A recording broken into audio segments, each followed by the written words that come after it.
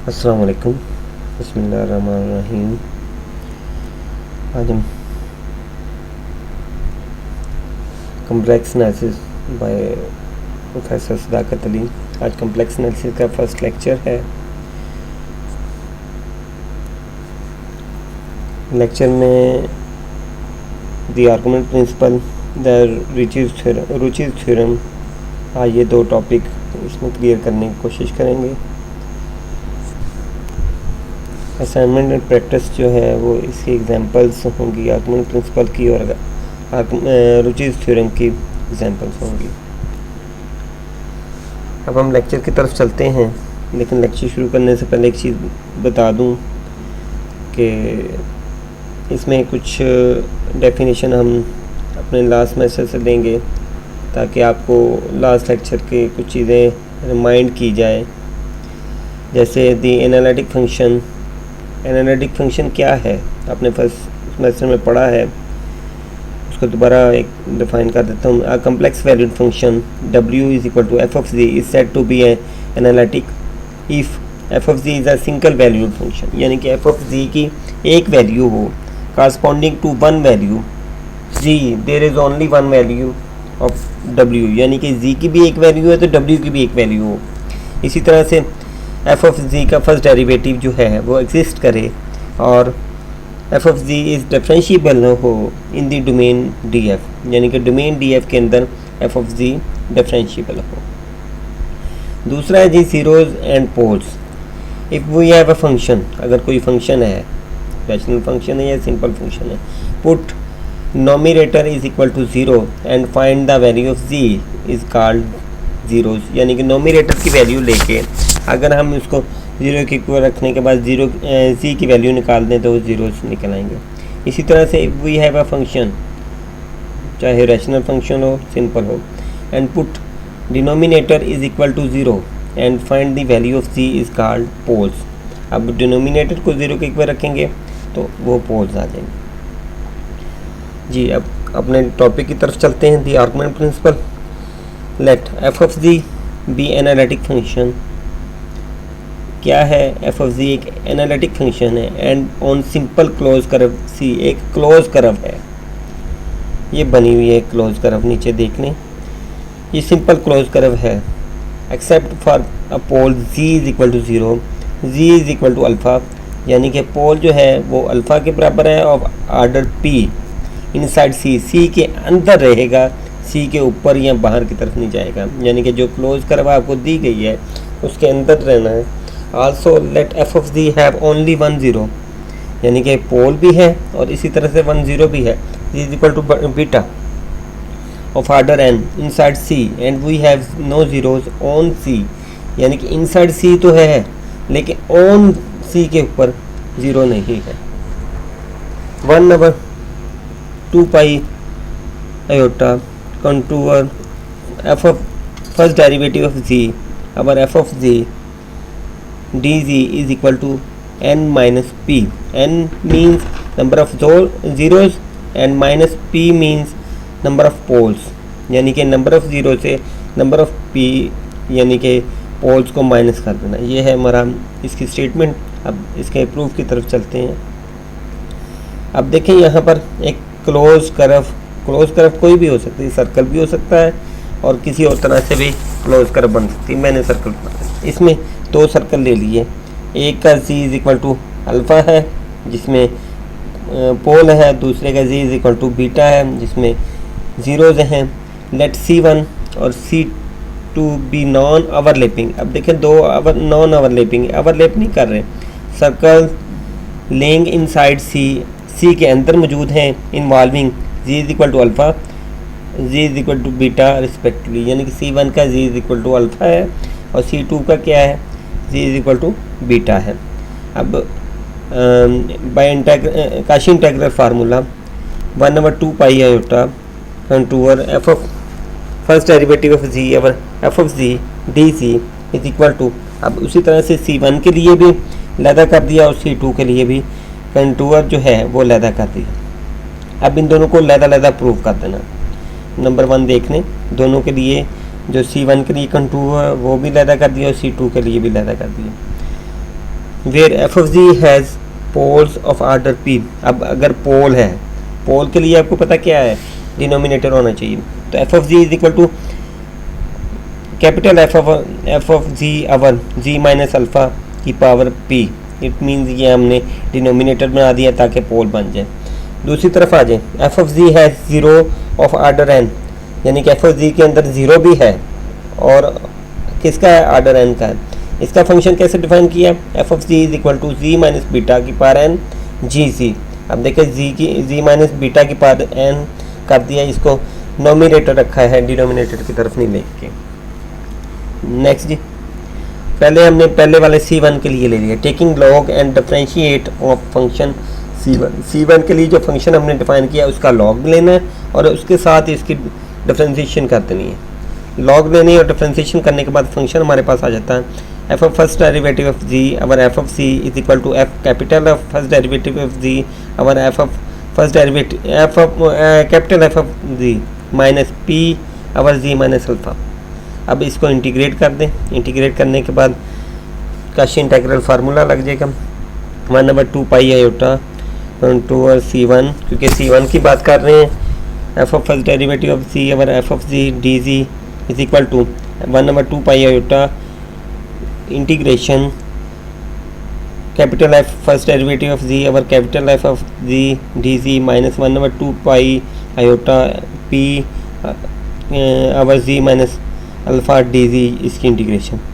अब देखें, क्योंकि हम जानते हैं एफ ऑफ जी जो है वो एनालिटिक है, तो हम उसकी जगह पर ज़ीरो पुट कर देंगे माइनस पी, और ये जो 1 पी को बाहर ले आए 1/2 pi iota D G over जी माइनस अल्फ़ा। अब हम जानते हैं कि इंटीग्रेशन डी जी अवर जी माइनस अल्फ़ा हो तो ये by Cauchy integral formula 2 pi iota के बराबर होता है। 2 पाई आयोटा से हम इसको ख़त्म कर देंगे तो उसके बाद क्या आ जाएगा, माइनस पी बन जाएगा, यानी कि इसकी जो हमने C1 की इंटीग्रेशन की है उसका आंसर क्या आ गया, माइनस पी आ गया।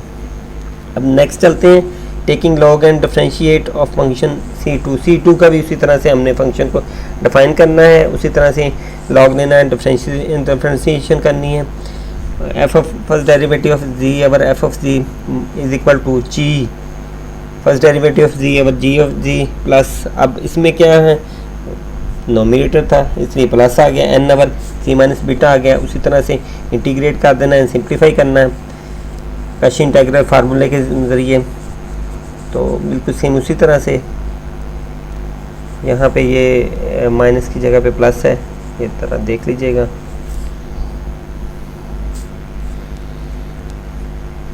One over 2 pi iota contour C2 f of first derivative of ji over F of G D z. अब आपको पता है कि g of z analytic function है, वो ज़ीरो के इक्वल आ गया, plus n into 1/2 pi iota D G over जी माइनस बीटा। अब ये भी उसी तरह से काशी इंटीग्रल फार्मूले के ज़रिए क्या आ जाएगा, 2 पाई आयोटा के इक्वल आ जाएगा, वो इससे ख़त्म हो गया तो बाकी क्या बच गया, एन बच गया। अब पुट ये जो एन और पी है माइनस पी है, ये पहली जो वैल्यू है उसमें पुट करने के बाद क्या आ जाएगा, माइनस पी प्लस एन।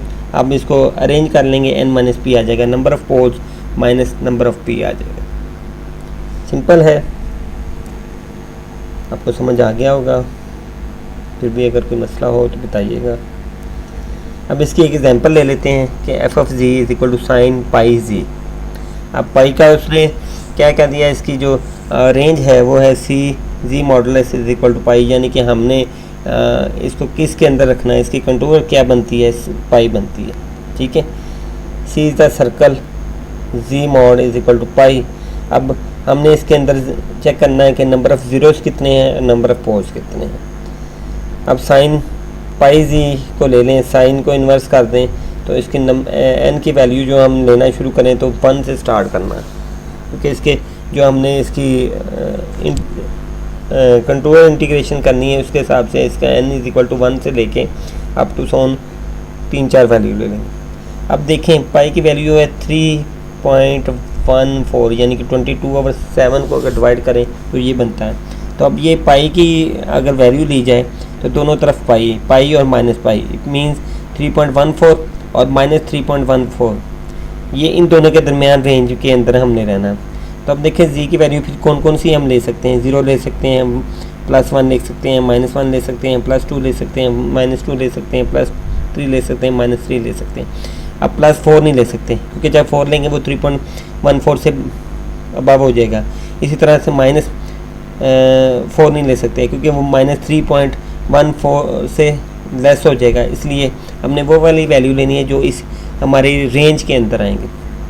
सो इसमें कितनी वैल्यू आ गई, 7 आ गई। नंबर ऑफ़ ज़ीरोज़ कितने आ गए, 7 आ गए।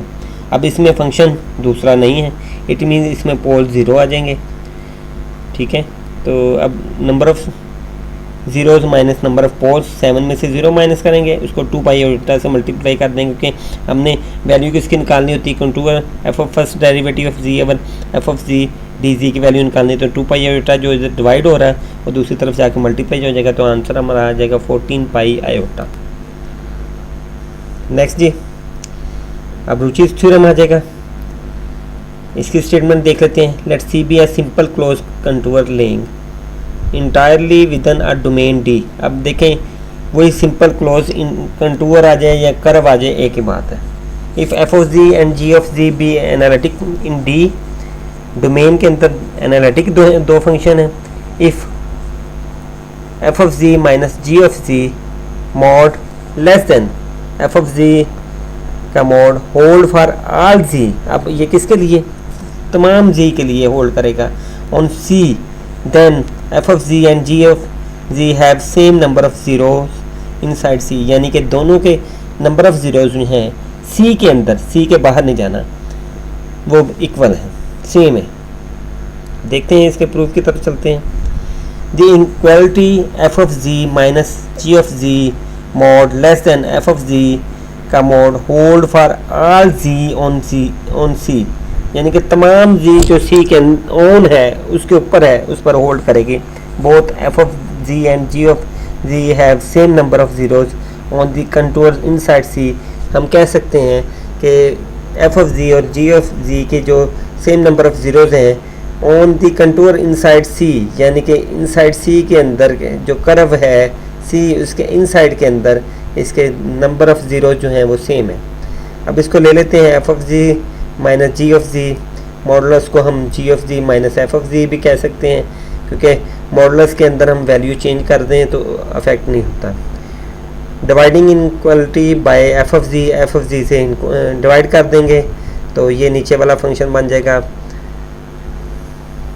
ये जो है एफ ऑफ जी -1 का मॉड लेस देन 1, ये बनेगी इनक्वालिटी अगर हम इसको डिवाइड करें तो। ठीक है जी, on C where F of ji is equal to g of ji over F of z, यानी कि जी अगर हम डिवाइड कर दें तो ये आंसर आता है। इसको फिर हम इस तरीके से बयान कर सकते हैं। अप्रोचेज है यहाँ पर contour F capital G first derivative of ji over F of G D G is equal to 0। अब हम इसका डेरिवेटिव ले लेंगे तो क्या होगा, इस पे क्वेश्चन रूल लगेगा। इस फंक्शन पे एफ ऑफ जी जी और एफ ऑफ जी, इसके ऊपर हम फर्स्ट डेरिवेटिव लेंगे। जब लेंगे तो क्या आएगा, नीचे वाले का स्केयर आ गया, नीचे वाला फंक्शन एफ ऑफ जी वैसे आ गया, ऊपर आ गया first derivative ji of z का आ गया माइनस जी ऑफ जी वैसे आ गया, एफ ऑफ जी का फर्स्ट डेरिवेटिव आ गया। अब उसने कहा डिवाइडिंग बाय एफ ऑफ जी। अब एफ ऑफ जी की वैल्यू कौन सी है, एफ ऑफ जी की वैल्यू हमारे पास है जी जी और एफ ऑफ जी, ये वैल्यू पे डिवाइड करना है दोनों तरफ। इधर आपने f first derivative of z capital और divided by f of z capital, अब इज इक्वल टू इस पे इसके साथ हमने जी ऑफ जी और एफ ऑफ जी लगा देना, वो एक वैल्यू इससे ख़त्म हो जाती है। फिर उसके बाद दोनों पे एलसीएम के ज़रिए डिवाइड कर देना ताकि फंक्शन सिंप्लीफाई हो जाए।